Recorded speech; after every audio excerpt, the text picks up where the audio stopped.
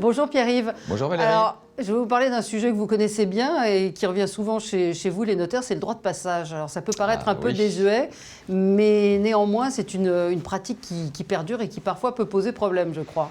Oui, alors le droit de passage idéal, c'est celui qu'on retrouve dans les titres antérieurs, c'est-à-dire qu'on vient, on a acheté un bien immobilier, et il y a un paragraphe servitude qui nous fait état d'un droit de passage d'un voisin qui a le droit de traverser pour accéder à son champ, par exemple, derrière. Souvent, ce n'est pas le cas. On dit oui, mais il y a un droit de passage.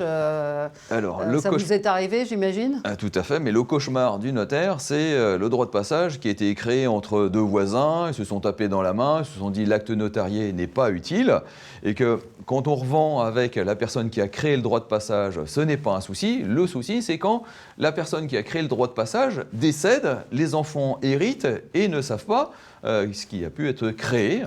Et donc, ça va créer un problème parce que le voisin est convaincu d'avoir ce droit de passage. Et après, ça va être l'ancienneté de ce droit de passage ou autre qui va faire qu'il est valable ou pas valable. Ça peut se régulariser après? Ça peut se régulariser. Le mieux, c'est au moment d'une revente qu'on officialise ce droit de passage et on fait éventuellement intervenir le voisin qui va indiquer l'emplacement exact de ce droit de passage. D'accord, mais c'est important d'avoir une trace écrite. De savoir les limites également de ce droit de passage. Très bien. Merci beaucoup, Pierre-Yves. Au revoir.